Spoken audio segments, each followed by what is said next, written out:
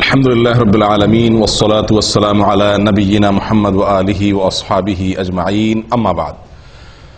সম্মানিত ভাই বন্ধুগণ, আজকের আলোচনার বিষয়বস্তু হলো ফজরের সালাতের শ্রেষ্ঠত্বের 10টি কারণ।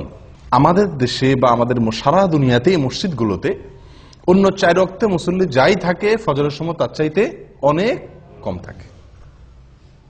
যেই ওয়াক্তের গুরুত্ব সবচাইতে বেশি, ওই ওয়াক্তে মুসল্লির পরিমাণ সবচাইতে কম।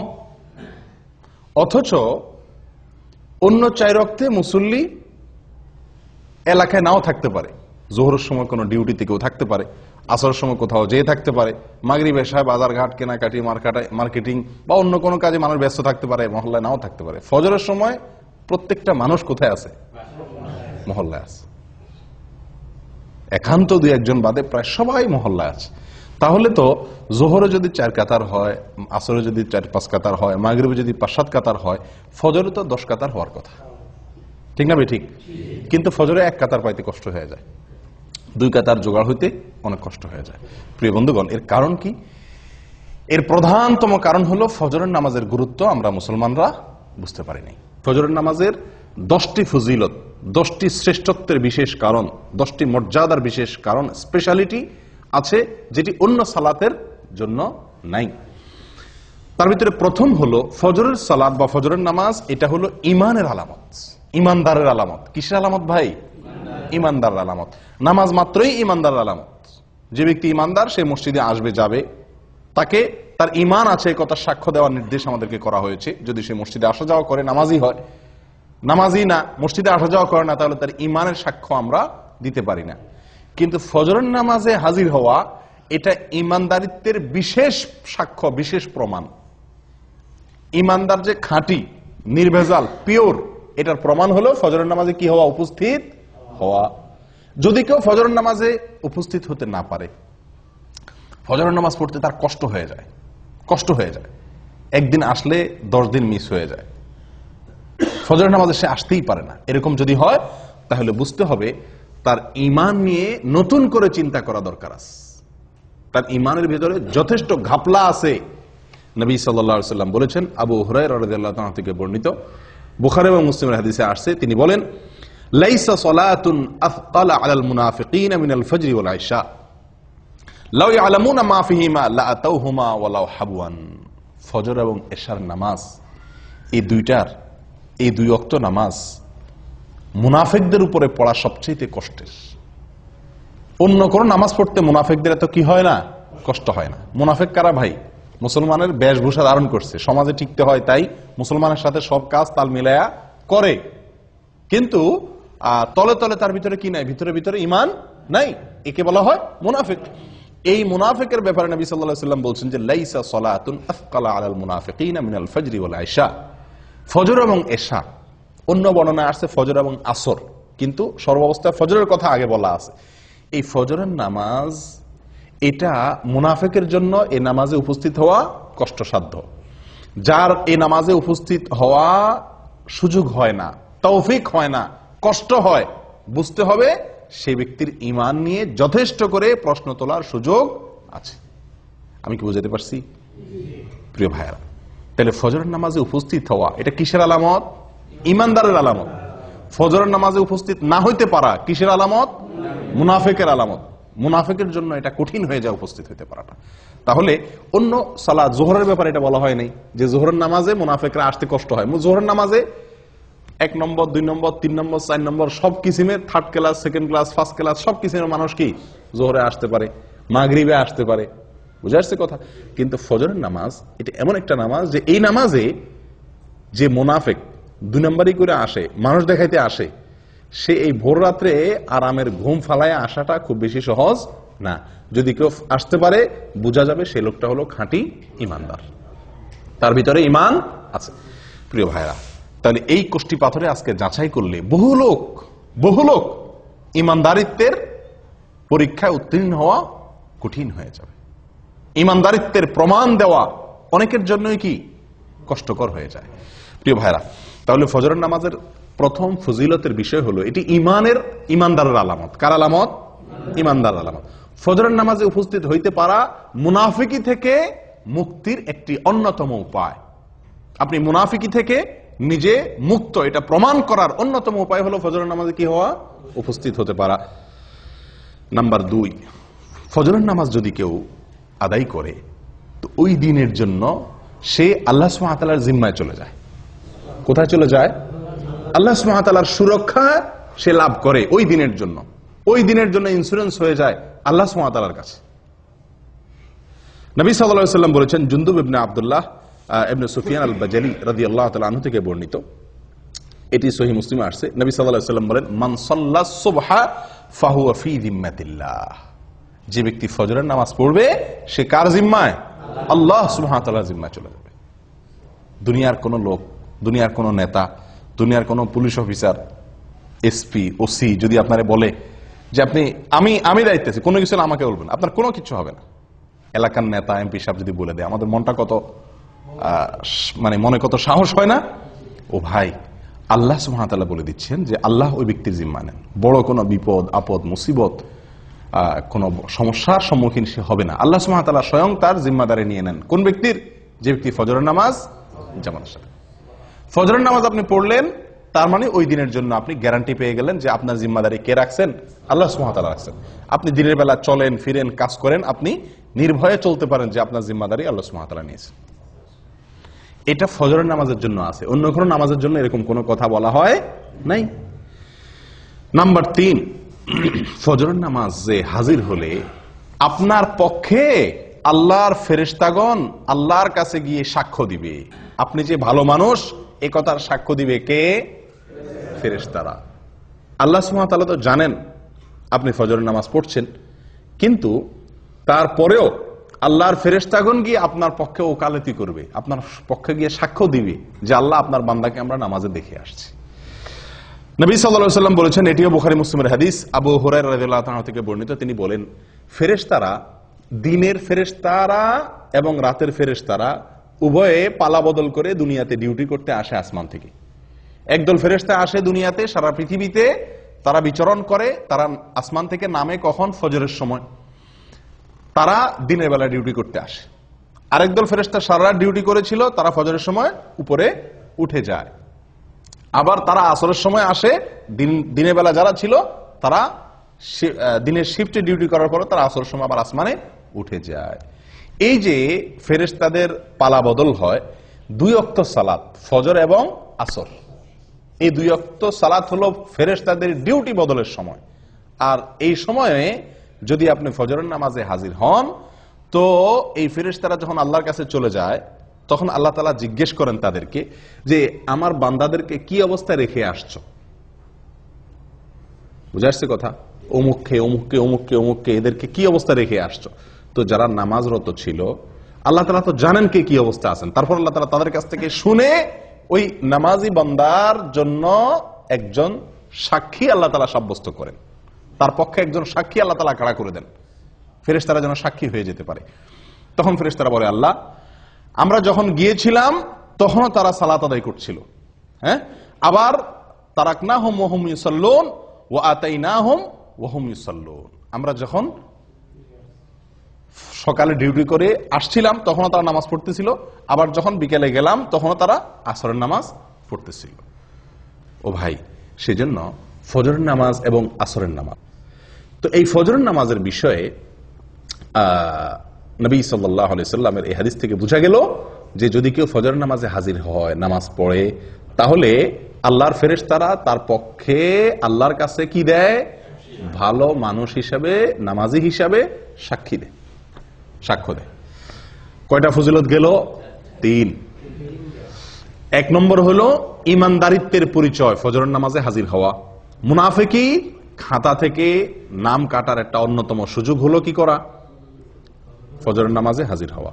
নাম্বার 2, ফজরের নামাজ পড়লে ওই দিনের জন্য আল্লাহর জিম্মায় চলে যায়। কোথায় চলে যায়? আল্লাহর জিম্মায় চলে যায়, আল্লাহ সুবহানাহু ওয়া তাআলার দায়িত্বে চলে যায়। নাম্বার 3, ফেরেশতারা ওই ব্যক্তির জন্য কি করে? ভালো মানুষ হিসাবে তার জন্য সাক্ষ্য দেয়। ওই ব্যক্তি যে ভালো মানুষ, সে সাক্ষ্য কে দেয়? ফেরেশতারা আল্লাহ সুবহানাহু ওয়া তাআলার কাছে দেয়। নাম্বার 4, ফজরের নামাজ যদি কেউ জামাতের সাথে আদায় করে যদি কেউ ফজরের নামাজ পড়ে তাহলে আল্লাহ সুবহানাহু ওয়া তাআলা তাকে সারা রাত জেগে নফল ইবাদত করার সওয়াব দেয়।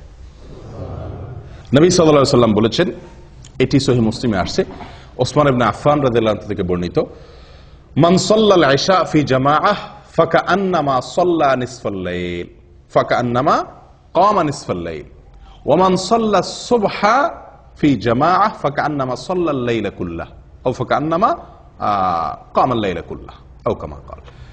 ভাই, যদি কেউ এশারের সালাত জামাতের সাথে আদায় করে তো ওই ব্যক্তি অর্ধেক রাত দাঁড়িয়ে দাঁড়িয়ে নফল ইবাদত করলে, তাহাজ্জুদের নামাজ পড়লে যে সওয়াব পাইতো সেই সওয়াব আল্লাহ সুবহানাহু ওয়া তাআলা তাকে দিবেন। যদি এশার নামাজ কোথায় পড়ে? জামাতের সাথে মসজিদে হাজির হয়ে আদায় করে। আর যদি কেউ ফজরের নামাজ জামাতের সাথে আদায় করে তো আল্লাহ সুবহানাহু ওয়া তাআলা তাকে সারা রাত দাঁড়িয়ে তাহাজ্জুদের নামাজ পড়ার, নফল নামাজ পড়ার, রাত জেগে সারা রাত জেগে নফল নামাজ পড়ার সওয়াব আল্লাহ তাআলা তাকে দান করবেন। আপনি শুধু এশার নামাজটা জামাতের সাথে পড়ে ঘুমায় যান, এরপরে উঠে ফজরের নামাজটা জামাতের সাথে পড়েন, বাস সারাটা রাত ঘুমাইলেন, অথচ আপনার আমল নামার ডিউটি লেখা হলো আপনি নফল আমল করছেন, নফল নামাজ পড়ছেন। বিনা ডিউটিতে বেতন পাওয়ার একটা সুযোগ। কোন নামাজ? ফজরের নামাজ। কয় নম্বর গেল? 4। নাম্বার 5, ভাই কিয়ামতের দিন ভয়াবহ অন্ধকার হবে, ভয়াবহ অন্ধকার হবে। যার যার পার্সোনাল আলো দিয়ে চলতে হবে। বিভিন্ন পরিবেশ, বিভিন্ন পরিস্থিতি কিয়ামতের ময়দানে তৈরি হবে। যারা যারা ফজরের নামাজ জামাতের সাথে পড়বে, ফজরের নামাজ পড়বে, মসজিদে এসে ফজরের নামাজ আদায় করবে, তাদের ব্যাপারে 5 নম্বর ফজিলতের বিষয় হলো কিয়ামতের দিন আল্লাহ সুবহানাহু ওয়া তাআলা তাদের জন্য ফকফকা উজ্জ্বল লাইটের ব্যবস্থা করবেন। কথা বুঝে আসছে ভাই? ঝাপসা আলো না, উজ্জ্বল আলোর ব্যবস্থা থাকবে। কাদের জন্য? ফজরের নামাজে যারা জামাতে উপস্থিত হয় তাদের জন্য। নবী সাল্লাল্লাহু আলাইহি ওয়াসাল্লাম বলেছেন, আবু দাউদ এবং তিরমিজি বর্ণিত হয়েছে হাদিসটি, বাশশিরিল মাশাঈনা ফি যলামি ইলাল মাসাজিদি বিন নূরিত তাম ইয়াউমাল কিয়ামাহ। যারা পায়ে হেঁটে হেঁটে ভোরে ভোরে সূর্য ওঠার আগে অন্ধকারের মধ্যে, আলো আঁধারের মধ্যে যারা পায়ে হেঁটে হেঁটে মসজিদে আসে কষ্ট করে, সুসংবাদ দিয়ে দাও ওই সমস্ত আল্লাহর বান্দাদেরকে। কিসের সুসংবাদ দাও? বিন-নূরি তাম ইয়াউমাল কিয়ামাহ, কিয়ামতের দিন পরিপূর্ণ আলোর আলো আল্লাহ সুবহানাহু ওয়া তাআলা তার জন্য দান করবেন। ওই ব্যক্তির জন্য আলোর ব্যবস্থা করবেন, পার্সোনাল আলো। সবাই অন্ধকারে নিমজ্জিত থাকলেও তাকে আল্লাহ সুবহানাহু ওয়া তাআলা তার জন্য পার্সোনাল আলোর ব্যবস্থা করে রাখবেন, স্পেশাল আলোর ব্যবস্থা থাকবে। এবং সে আলো ঝাপসা আলো না। আপনি হাঁটবেন ফজরের সময় আলো আঁধারের আলো দিয়া, কিন্তু কিয়ামতের দিন আল্লাহ তাআলা যে আলো দিবেন তার বিনিময়ে এই যে কষ্ট করে অন্ধকারে হাঁটলেন, সে আলো হবে কি? অনেক ফকফকা, অনেক পরিষ্কার ঝকঝকে পরিপূর্ণ আলো, যেটাকে বলা হয়। যদি কি করা হয় ভাই? ফজরের নামাজ জামাতের সাথে আদায় করা হয়, অন্ধকারে কষ্ট করে আলো আধারিতে আপনি হেঁটে মসজিদ পর্যন্ত আসেন।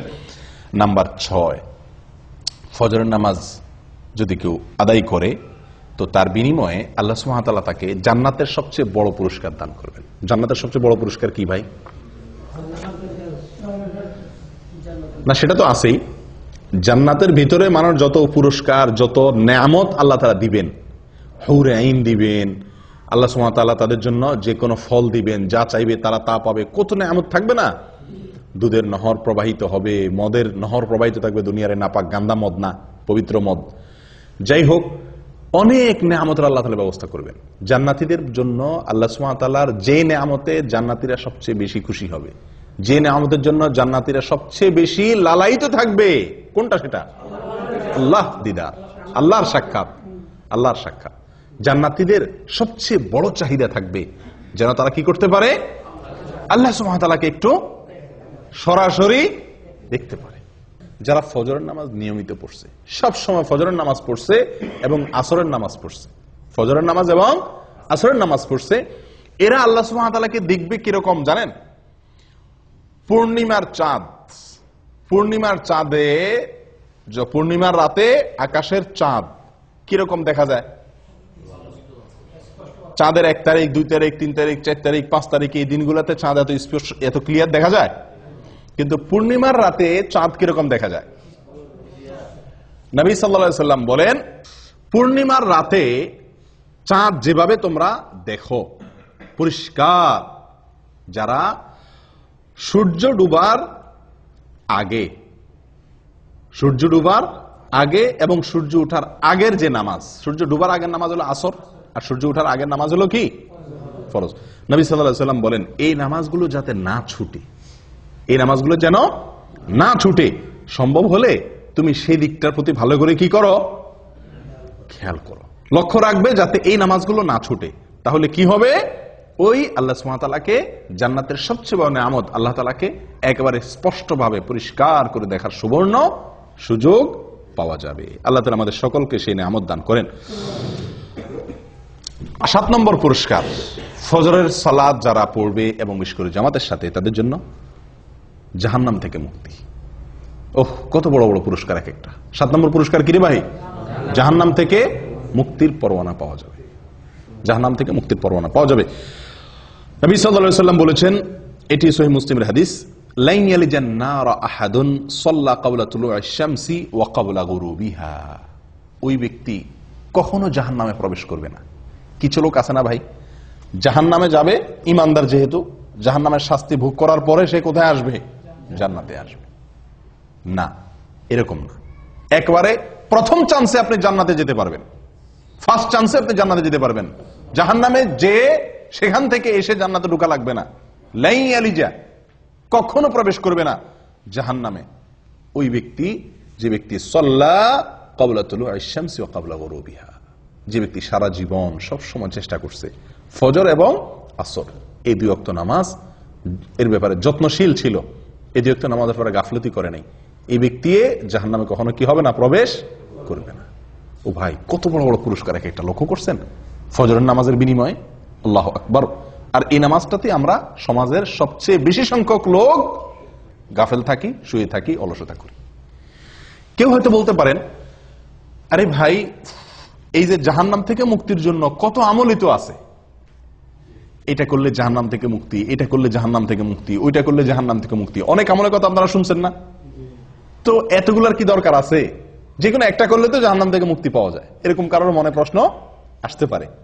তাদেরকে বলবো, ভাই, দুনিয়ার কোন আদালতে আপনি যদি আসামি হয়ে যান, তাহলে আসামির খাতা থেকে নাম কাটানোর জন্য আপনি কতগুলো পথ ধরেন? যত পথ আছে সবগুলা পথ ধরেন না? পয়সা রেডি রাখেন, যদি লাগে পয়সা দিয়া মামলা ডিসমিস করাইতে হবে।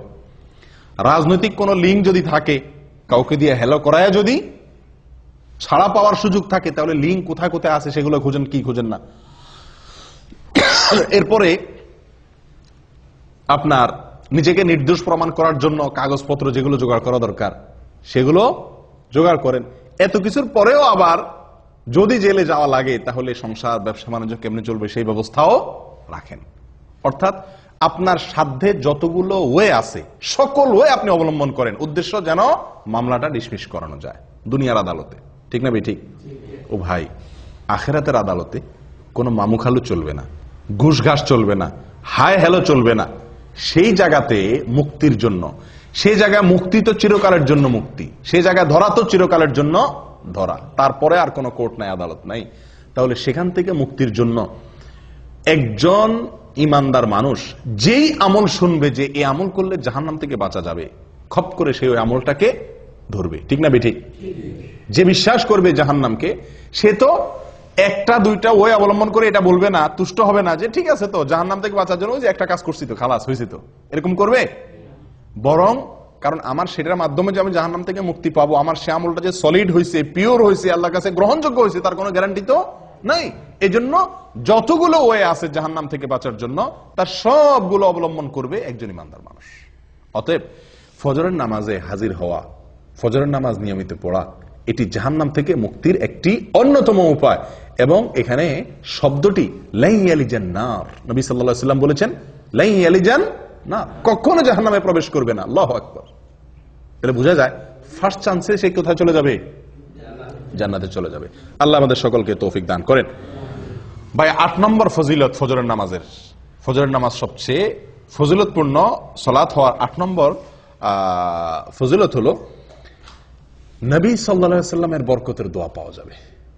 কে কার দোয়া পাওয়া যাবে?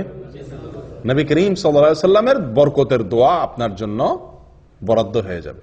ভাই, আপনাকে যদি হারামের, মক্কার হারামের ইমাম সাহেব শেখ সুদাইস, শেখ সুরাইম, শেখ জুহানি, শেখ আলী আল হুজাইফি, ওনাদের মতো কেউ যদি আপনাকে খপ করে হাত ধরে কোন এক জায়গায় দেখা হইলো, বললো যে বাবা তোমার জন্য আমি আল্লাহর কাছে দোয়া করতেছি, আল্লাহ তুমি এর জীবনে বরকত দিয়ে দাও, আমাদের খুশির কোনো শেষ থাকবো? হ্যাঁ, হারামের ইমাম সাহেব আমার জন্য 2 হাত তুলে দোয়া করছে, সুবহানাল্লাহ, হারামে দাঁড়ায় দোয়া করছে, আমাদের মনটা কত খুশি হয়ে যাবে না? ও ভাই, কোথায় হারামের ইমাম, কোথায় হারামের ইমাম? স্বয়ং রাসূলুল্লাহ সাল্লাল্লাহু আলাইহি সাল্লামের দোয়া আপনার জন্য অটোমেটিক বরাদ্দ হয়ে যাবে, আপনি পেয়ে যাবেন। কি করলে? ফজরের নামাজ আদায় করলে। নবী সাল্লাল্লাহু আলাইহি সাল্লাম দোয়া করছেন, আল্লাহুম্মা বারিক লি উম্মতি ফি বুকুরিহা, আল্লাহুম্মা বারিক লি উম্মতি ফি বুকুরিহা, হে আল্লাহ আমার উম্মতের জন্য সকালের সময় আপনি বরকত দান করবেন। আল্লাহুম্মা বারিক লি উম্মতি ফি বুকুরিহা, হে আল্লাহ সকালের যে সময়, ভোরবেলা, এই সময়টাতে আমার উম্মতের জন্য আপনি বরকতের ফয়সালা, বরকতের বরাদ্দ করিয়েন। দোয়া করছেন কে? নবী সাল্লাল্লাহু আলাইহি সাল্লাম। এই দোয়া সুনানে আবু দাউদে এবং মুসনাদে আহমদে বর্ণিত হয়েছে। ও ভাই, তাহলে ফজরের নামাজে যদি কেউ ঘুমে থাকে, সে কি নবী সাল্লাল্লাহু আলাইহি সাল্লামের এই বরকতের ভাগী হবে? কেউ যদি ফজরের নামাজ জামাতের সাথে না পড়ে, সে কি বরকতের ভাগীদার হবে? যে ব্যক্তি আল্লাহর হুকুম পালন করবে, ফজরের জামাতে হাজির হবে, সেই ব্যক্তি নবী সাল্লাল্লাহু আলাইহি সাল্লামের বরকতের দোয়া পাবে, তার ভাগীদার সে হবে। কারণ সকালের এই সময়টাতে বরকতের দোয়া করছেন কে? নবী সাল্লাল্লাহু আলাইহি সাল্লাম। অতএব এই সময় যদি আমি ইবাদত করি, তো আমার ইবাদতের মধ্যেও কি হবে? নিঃসন্দেহে বরকত হবে। এটা বরকত নেওয়ার সময়, বরকত নাজিলের সময়। এই সময় ঘুমায় থাকলে সে বরকত থেকে কি হবে? বঞ্চিত হবে। 8 নম্বর ফজিলত গেল। 9 নম্বর হলো ভাই, দুনিয়া এবং দুনিয়ার মধ্যে যা কিছু আছে, দেখেন এক একটা পুরস্কার দেখেন, সুবহানাল্লাহ, ফজরের নামাজের বিনিময়ে। দুনিয়া এবং দুনিয়াতে যা কিছু আছে, সারা পৃথিবী এবং পৃথিবীতে যত কিছু আছে, এই সব কিছু থেকে উত্তম ফজরের 2 রাকাত নামাজ, ফজরের 2 রাকাত সালাত। দুনিয়া এবং দুনিয়ার ভিতরে যা কিছু আছে সবকিছু থেকে উত্তম। সহিহ মুসলিমের হাদিসে আসছে, নবী সাল্লাল্লাহু আলাইহি সাল্লাম বলেছেন, রাকাতাল ফজর খায়রুম মিনাদ দুনিয়া ওয়া মা ফিহা। আল্লাহু আকবার। রাকাতাল ফজর খায়রুম মিনাদ দুনিয়া ওয়া মা ফিহা। ফজরের 2 রাকাত নামাজ দুনিয়া এবং দুনিয়ার ভিতরে যা কিছু আছে সব কিছুর মালিক হওয়ার চাইতে, সকল কল্যাণের চাইতে বেশি কল্যাণের, বেশি মর্যাদার, বেশি শ্রেষ্ঠ ফজরের 2 রাকাত নামাজে, ফরজ নামাজে হাজির হওয়া বা ফজর নামাজ পড়া। কথা বুঝতে পারছি ভাই? চিন্তা করেন, সারা পৃথিবীকে এক পাল্লা রাখলেন, আর কেউ 2 রাকাত ফজর নামাজ পড়লো, তো এই যে একটা আমল করলো, এই আমলটির মর্যাদা, এর শ্রেষ্ঠত্ব ওই সারা দুনিয়ার মালিক হওয়ার চাইতে বেশি আল্লাহ সুবহানাহু ওয়া তাআলার কাছে। কয় নম্বর গেল ভাই? 9 নম্বর। 10 নম্বরটা হলো দুনিয়াবি। শেষের 3টাই দুনিয়াবি বলা যেতে পারে, দুনিয়াবি লাভ। প্রথম যে 3টা বলছিলাম সেগুলো হলো আখিরাতের লাভ, প্রথমগুলা। শেষের 3টা নবী সাল্লাল্লাহু আলাইহি সাল্লামের বরকতের দোয়া সকালবেলা সময়টার জন্য। তারপরে যায় দুনিয়া এবং দুনিয়ার মধ্যে যা কিছু আছে সবচাইতে উত্তম হওয়া। 3 নম্বর হলো মানসিক প্রফুল্লতা অর্জন হবে। ফজরের নামাজ যদি কেউ পড়ে, তাহলে কি হবে ভাই? মানসিক প্রফুল্লতা অর্জন হবে, মনটা ফুরফুরা হয়ে যাবে, মনটা ভিতরে এক ধরনের স্ফূর্তি অনুভব হবে, ঝরঝরা লাগবে, নিজেকে কি লাগবে? ঝরঝরা লাগবে, নির্ভার লাগবে, ফুরফুরা লাগবে, যদি আপনি কি করেন? ফজরের নামাজ আদায় করেন। এবং এই পুরস্কারটি একেবারে বাস্তবিক, অর্থাৎ এই পুরস্কারটি আমরা নিজেরা সরাসরি ফিল করতে পারি, অনুভব করতে পারি, এরকম পুরস্কার। এটার জন্য অপেক্ষা করতে হবে না যে আপনি মারা যাবেন তারপরে পাবেন, না, এটা নগদ পুরস্কার। ফজরের নামাজের নগদ পুরস্কার হলো শেষের পুরস্কারটা। সেটা কোনটা? ফজরের নামাজ আদায় করলে মনটা কি হয়ে যাবে? হালকা হয়ে যাবে, নির্ভার হয়ে যাবে, পাতলা হয়ে যাবে, ফুরফুরে হয়ে যাবে, ঝরঝরা হয়ে যাবে, প্রফুল্ল হয়ে যাবে। কিভাবে? তার বিবরণ নবী সাল্লাল্লাহু আলাইহি ওয়াসাল্লাম আমাদেরকে শুনাইছেন সহিহ বুখারী এবং মুসলিমের হাদিসে। তিনি বলেন, মানুষ যখন ঘুমায় ভাই রাতে, তো শয়তান তার কপালে 3টা গিরা দেয়। শয়তান তার কপালে কয়টা গিরা দেয়? 3টা গিরা দেয়। গিরা দেওয়া মানে কি? গিরা দেওয়া মানে হলো, আমি বলি যে মানে মাথা টিপে আর কি, মাথা টিপে। মাথা টিপার মতো কাজ করে আর কি তার এই গিরাগুলা। উদ্দেশ্য, এই গিরা দেওয়ার উদ্দেশ্য হলো সে যাতে শোয়া থেকে কি করতে না পারে, উঠতে না পারে, সেই জন্য তার কপালে এই গিরা দিয়ে রাখে। এই গিরা দিলে হয়তো মানে কিভাবে সে গিরা দেয়, গিরা তার দেখা যায় না, হয়তো বা মানুষের যাতে ঘুম আরামের সাথে আসে বা অলসতা আসে, এই জাতীয় কোনো অদৃশ্য গিরা দেয় কে? শয়তানে, চিরশত্রুয়ে, চিরশত্রুয়ে, চিরদুষ্টুয়ে আমাদের মাথা কপালে 3টা গিরা দেয় ঘুমাইলে। এরপরে যখন ফজরের সময় হয়, ভোরবেলা হয়, আল্লাহর কোনো বান্দা যদি তার ভিতরে ইমানের শক্তি থাকে, তার ভিতরে যদি কি থাকে, ইমানের শক্তি থাকে, আর কোন রকম একটু সাহস করে বাহাদুরের মতো কম্বলটা ফেলা দিয়ে এরকম উঠতে পারে, তো সঙ্গে সঙ্গে শয়তান মিয়ার একটা গিরা কি হয়ে যায়, খুলে যায়। শয়তানের কি হয়ে যায়, একটা গিরা খুলে যায়। গিরা দিয়ে দিলে শরীরটা ভার হয়ে যায়, উঠতে পারে না, অলসতা লাগে, মজা লাগে। আপনারা লক্ষ্য করে দেখেন, অন্য কোন সময়ের ঘুম এত মজার হয় না, ঠিক ফজরের সময়ের ঘুমটা যত কি হয়, মজার হয়। এর মানে কি? এর মানে হলো ওই দুষ্ট শয়তান হয়তো শরীর টিপে, বুঝে আসছে কথা? এত আরাম করে ঘুমটা আসে, সারা রাত যার ঘুম না আসে তারও ঘুম আসে কখন? ফজরের সময়, ঠিক না ঠিক? এর মানে কি? এর মানে হলো শয়তানের সর্বশক্তি নিয়োগ করে সে, যাতে আপনি ফজরের সময় মসজিদে যেতে না পারেন। আসরে যান, বাধা দিতে পারলো না, তার এত বেশি টেনশন নাই। মাগরিবে গেছেন, এশায় গেছেন, জোহরে গেছেন, পারলো না সে ঠেকাইতে, এত বেশি টেনশন নাই। কিন্তু ফজরে আপনাকে ঠেকাইতে পারলে তার বিশাল লাভ, আপনাকে জাহান্নামে নেওয়ার জন্য অনেক দূর সে আগে গেল। এই জন্য সে তার সর্বশক্তি প্রয়োগ করে 3টা গিরা দেয়, যাতে ফজরের সময় আপনি হাজির হইতে না পারেন। এই জন্য তো এই গিরা খায়া বেশিরভাগ মুসল্লি মসজিদে আসতে পারে না। ফজরের সময় এই 3 গিরা খায়া শয়তানের বান্ধন খুলে আর আসার মতো ইমানি শক্তি থাকে না। ও ভাই, যদি আল্লাহর কোনো বান্দা যদি ফজরের সময় সাহস করে, হিম্মত করে, যখনই শয়তান তার মনে ওয়াসওয়াসা দেয়, হাদিসে আসছে শয়তান কানে কানে বলে, আমাদের মনের মধ্যে বলে, কি বলে? লাইলুন তওয়িল ফারকুদ, আর রাত এখনো কি অনেক লম্বা, আরো ঘুমা, আরেকটু ঘুমা। আপনি লক্ষ্য করে দেখছেন, ফজরের আজান হয়ে গেছে, তখনও কম্বলটা টাইনে আমরা গায়ে দেই, ঠিক না? 20 মিনিট পরে জামাত দাঁড়াবে, উজু করতে 10 মিনিট চলে যাবে, উঠে যাই না, তখনও কম্বলটা আমরা টেনে গায়ে দেই। কারণ কি?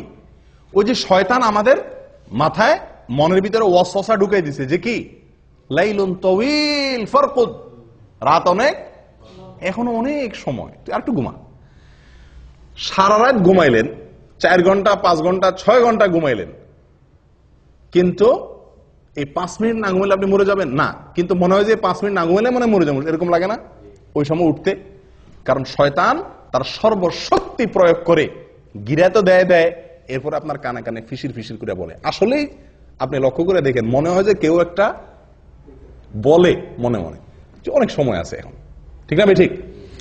ও ভাই, তো আল্লাহর কোনো বান্দা যদি ঘুম থেকে উঠে যেতে পারে কম্বল ফেলে দিয়ে, আমি নবী সাল্লাল্লাহু আলাইহি সাল্লামের বরকতের দোয়া নিতে চাই, আমি জান্নাতে এক চান্সে যেতে চাই, জান্নাতে গিয়ে আল্লাহ তাআলাকে একেবারে পরিষ্কার পূর্ণিমার চাঁদের মতো আল্লাহ সুবহানাহু ওয়া তাআলাকে দেখতে চাই, আমি জাহান্নাম থেকে মুক্তি চাই, আমি ঈমানদারিত্বের পরিচয় দিতে চাই, মুনাফিকের খাতা যেন নাম লেখা না হয়, আমি আল্লাহর নিরাপত্তার ভেতরে প্রবেশ করতে চাই, আমি ফেরেশতাদের সাক্ষ্য পেতে চাই, আমি সারা রাত জেগে ইবাদতের সওয়াব পেতে চাই, আমি কিয়ামতের ময়দানে উজ্জ্বল আলো যেন হয় আমার জন্য, তার ভাগীদার যেন আমি হতে পারি, সেটা চাই।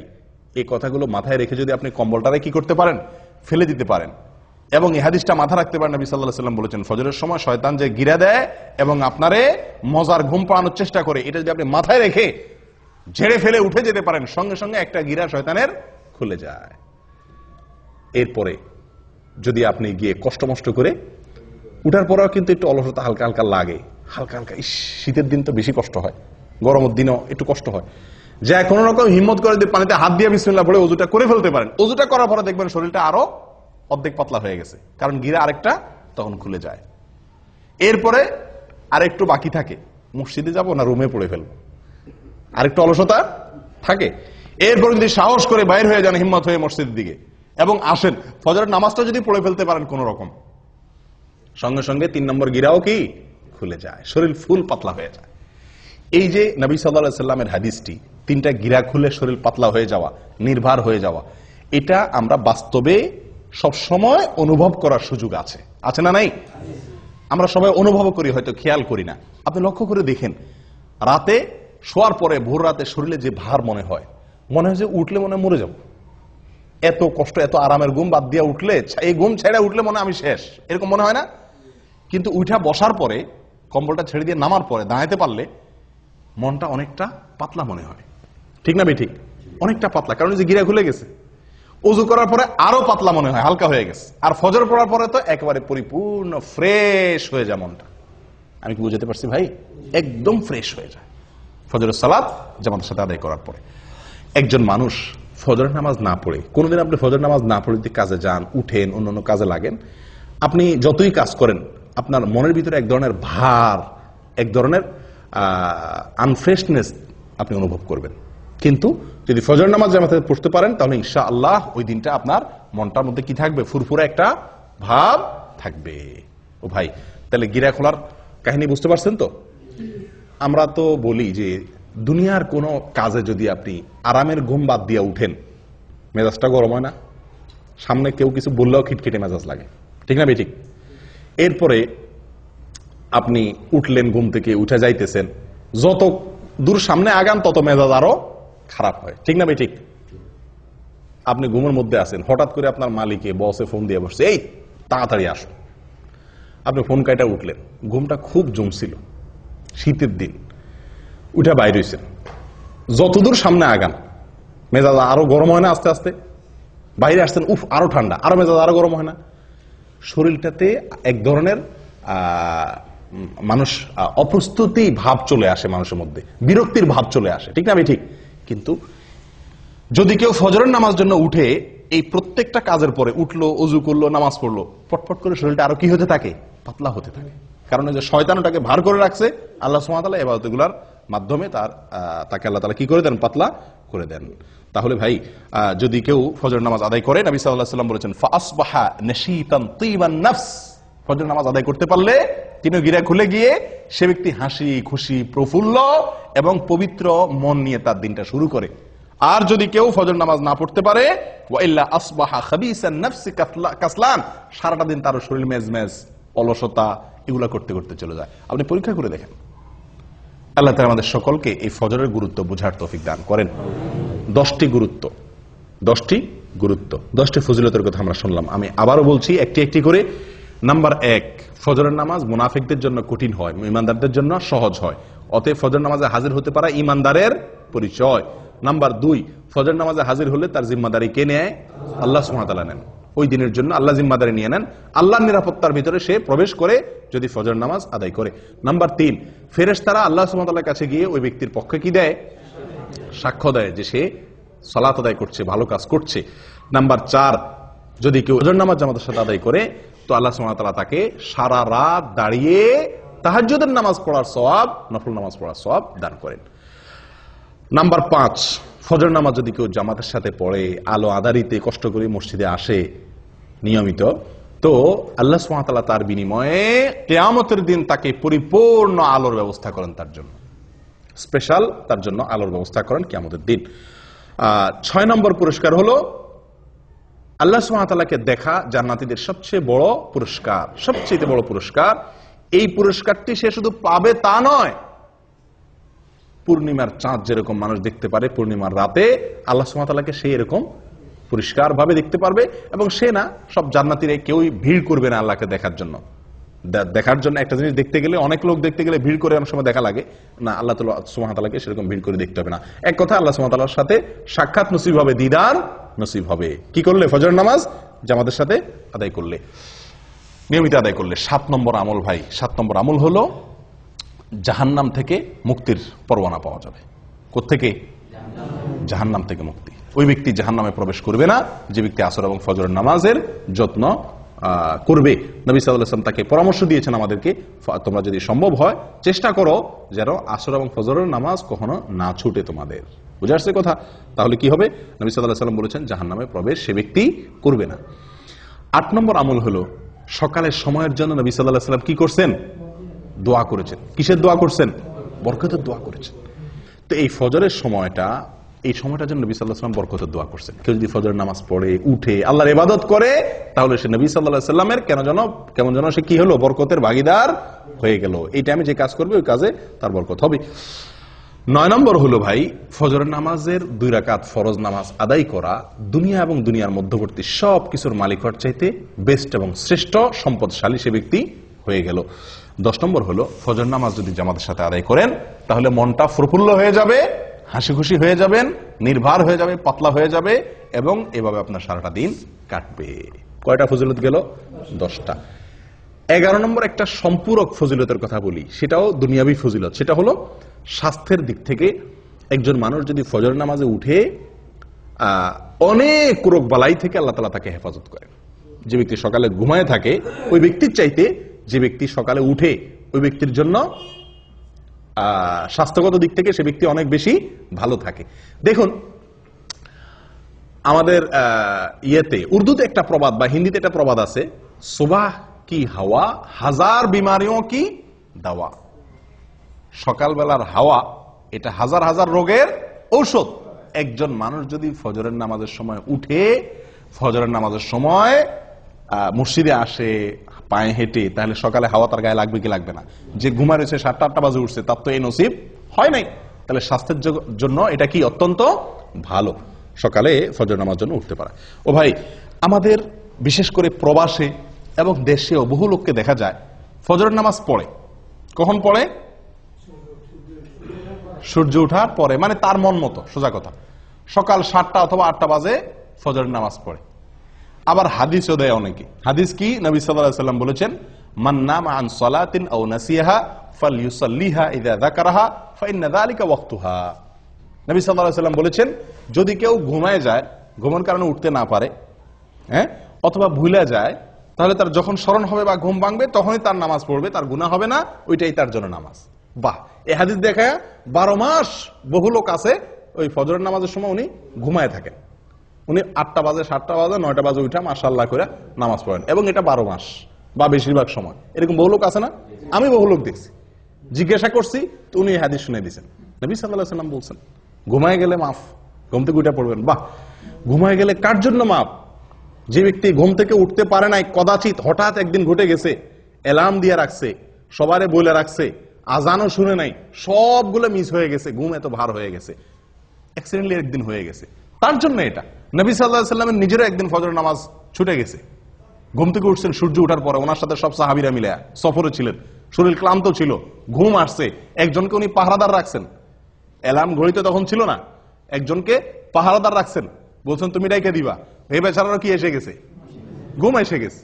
আসলে এবার সবাই ঘুম, ফজর নামাজের রক্ত শেষ, সূর্য উঠে গেছে, যখন রোদ লাগা শুরু হয়েছে এবার সবাই আস্তে আস্তে ঘুম ভাঙছে। নবী সাল্লাল্লাহু আলাইহি ওয়াসাল্লামকে আল্লাহ সুবহানাহু ওয়া তাআলা এই এক ওয়াক্ত জীবনে ফজর নামাজ দেরি করায়া পড়াইছেন আমাদের শেখার জন্য। আমাদের কিসের জন্য? শেখার জন্য, যেন এরকম জীবনে হইলে কি করব সেই পদ্ধতি আমরা জেনে নিতে পারি। কিন্তু এটা ওনার জীবনে কয়বার হয়েছে? একবার। আর আপনি প্রতিদিন সে কাম করবেন। ওনার যুগে তো অ্যালার্ম আলা ঘড়ি ছিল না, মসজিদের মাইকের আজান শোনা যেত না।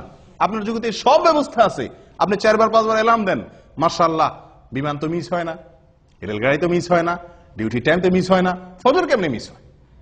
হ্যাঁ, ওখানে তো মিনিট সেকেন্ড হিসাব করে আসেন, ফজর নামাজ তো মিনিট সেকেন্ড হিসাব করে আসার দরকার হয় না, ঠিক না বে ঠিক? তাহলে এখানে কিভাবে মিস হয়? এগুলো সব হলো গাফলতি, এগুলো সব হলো কি? গাফলতি। আল্লাহ সুবহানাহু ওয়া তাআলা বলেছেন, ফাওয়াইলুল লিল মুসাল্লিন আল্লাযীনা হুম আন সালাতিহিম সাওয়ান। নামাজ পড়লেই শুধু হবে না, গাফলতি করবেন, অলসতা করবেন, 4 ওয়াক্ত পড়বেন, 1 ওয়াক্ত পড়বেন না, এই টাইপের মুসল্লি সবচাইতে আজকে বেশি। 4 ওয়াক্ত হাজির হয়, ফজরে আসে না, 3 ওয়াক্ত হাজির হয়, 2 ওয়াক্ত পড়ে না সুবিধা মতো, অথবা যখন উঠে তখন। ভাই, এভাবে আদায় করলে কখনো নাজাত বা মুক্তি পাওয়া যাবে না। যে নামাজটা সবচেয়ে গুরুত্বপূর্ণ, যে নামাজটা পড়তে কষ্ট হয়, এটার মর্যাদা সবচেয়ে বেশি, এটার গুরুত্ব সবচেয়ে বেশি দিতে হবে। অতএব আপনি এই অজুহাত দিতে পারবেন না যে আমি ঘুমায় গেছি এই জন্য 8টা 9টা বাজে উঠা পড়ছি, এটা একদিন হতে পারে। সবসময় হতে পারে এটা? আপনি যদি অ্যালার্ম দিয়ে রাখেন, বেনামাজি লোক থাকলে বাদ দেন, আজকে দেরিতে শুয়েছি সেজন্য নামাজ বাদ গেছে, তাহলে কালকে আমি তাড়াতাড়ি শুয়ে যাই, চেষ্টা করলে এই সমস্যা থেকে বের হয়ে আসা সম্ভব কি সম্ভব না? অতএব 12 মাসের জন্য 8টা-9টা বাজে যারা নামাজ পড়েন তারা জেনে রাখবেন তাদের এই নামাজ মন মতো নামাজ হবে। কোম্পানির ডিউটি আপনাকে একটা টাইম বেঁধে দিয়েছে এতটা থেকে এতটা, আপনি মন মতো অন্য টাইমে যা ডিউটি করে চলে আসছেন, কি বলেন? বেতন দিবে আপনারে? আপনাকে বলছে 8টা টু 5টা তোমার ডিউটি, আপনি 8টা টু 5টা অন্য কোনো কাজ করে ঘুরে ঘেরা সমনষ্ট করে ঘুমায় টুমায় থাকলেন, 5টার পরে যায় কেউ নাই, আপনি ঘুরে ঘেরা 5টার পরে 8 ঘন্টা যায় বয়ে থাকলেন, টুকটাক কিছু কাম কাজ করলেন, মাস শেষে করুন বেতন দেন, আপনারা দিবে কেউ বেতন? কোনো পাগলে? আল্লাহ সুবহানাহু ওয়া তাআলা বলেছেন ইন্নাস সালাতা কানাত আল মুমিনিনা কিতাবাম মাওকুতা, সালাত নির্দিষ্ট সময় আল্লাহ তাআলা নির্ধারিত করে রাখছেন, নির্দিষ্ট সময়, ওই সময় পড়তে হবে। আপনার মন মতো 9টা বাজে ঘুম থেকে উঠে ফজর পড়লে আদায় হবে না, এটা হঠাৎ একদিন হতে পারে বিশেষ কোনো কারণে, বিশেষ কোনো অজুহাতে। ও ভাই, ফজরের এই নামাজটির গুরুত্বের আরো কয়েকটি দলিল আছে ভাই। কোরআনে আল্লাহ সুবহানাহু ওয়া তাআলা শপথ করেছেন সকালের সময়টার, দিন এবং রাতে 24 ঘন্টার ভিতরে যে কয়েকটি সময় সবচেয়ে মূল্যবান তার ভিতরে একটা হলো এই সকালবেলা। আল্লাহ সুবহানাহু ওয়া তাআলা কোরআনে শপথ করেছেন ওয়াল ফাজরি ওয়া লায়ালিন আশ, ফজরের শপথ, কারণ ফজর টাইমটা গুরুত্বপূর্ণ। আল্লাহ সুবহানাহু ওয়া তাআলা বলেছেন ওয়াস সুবহি ইযা আসফার, বলছেন কি বলেন নাই? সকালের শপথ, কারণ সকালের টাইমটা গুরুত্বপূর্ণ, ভোরের টাইমটা। আল্লাহ সুবহানাহু ওয়া তাআলা এরকম কোরআনে বহু জায়গায় এরকম নির্দেশ করেছেন। এক জায়গায় বলেছেন ওয়াসাব্বিহ বিল আশি ওয়াল ইবকার, সকালে এবং সন্ধ্যায় এই দুই টাইমে আল্লাহর পবিত্রতা বর্ণনা করো, ইবাদত করো, নামাজ পড়ো। ও ভাই, তাহলে এই টাইমটার গুরুত্ব বোঝা গেছে তো? অতএব এই টাইমটার প্রতি যত্ন রাখতে হবে। ভাই, ফজর নামাজ পড়তে কষ্ট কেন হয়? এর প্রধান কারণ হলো রাতে দেরিতে শোয়া। ফজরের নামাজ জামাতের সাথে পড়তে না পারা, টাইম মতো পড়তে না পারা, উঠতে না পারার মূল কারণ কি? রাতে দেরিতে শোয়া। আমাদের আয়েশা বলেছেন নবী সাল্লাল্লাহু আলাইহি ওয়াসাল্লামের বিষয়ে যে কানা ইয়াকরাহুন নাওমা ক্বাবলা আল আইশা ওয়াল হাদিসা বাদা, নবী সাল্লাল্লাহু আলাইহি ওয়াসাল্লাম এশার আগে কথা বলা এটা তার খুব অপছন্দের কাজ ছিল। এশার আগে ঘুমানোটা অপছন্দের কাজ ছিল, আর এশার পরে কথাবার্তা বলাটা তার অপছন্দের কাজ ছিল। দিনী কথা, স্বামী স্ত্রীর কোনো দরকারি কথা, এটা ছাড়া অন্য কোনো কথা তার পছন্দ ছিল না। আর আমাদের আড্ডাবাজি শুরুই হয় কখন? এশার পরে, 11টা 12টা 1টা বাজে। তো এই বাঁচতে বাঁচতে শুতে শুতে যদি দেরি হয়, এই জন্য ফজরের সময় উঠতেও কি হয়ে যায়? কষ্ট হয়ে যায়। ভাই, আমার নামাজ আমার জান্নাত, আমার নামাজ আমার জীবন, আমার নামাজ আমার জাহান্নাম থেকে মুক্তির কারণ, আমার এই ফজর আমার কিয়ামতের দিনের আলো, আমার এই ফজর আমার নবীর দোয়া, আমার এই ফজর এটা ফেরেশতাদের সাক্ষ্য আমার পক্ষে পাওয়া, আমার এই ফজর মানে আমার সারাদিনের গ্যারান্টি আল্লাহর কাছ থেকে নিয়ে নেওয়া। এত বড় ফজিলতের আমল, এটা আমাকে ফজরের সময় করতে হবে। এটা যদি মাথায় থাকে তাহলে রাতে শুইতে কি হবে না? দেরি হবে না। আল্লাহ তাআলা আমাদের সকলকে তৌফিক দান করুক। জাযাকুমুল্লাহ ওয়া আখিরু দাওয়ানা আলহামদুলিল্লাহি রাব্বিল আলামিন।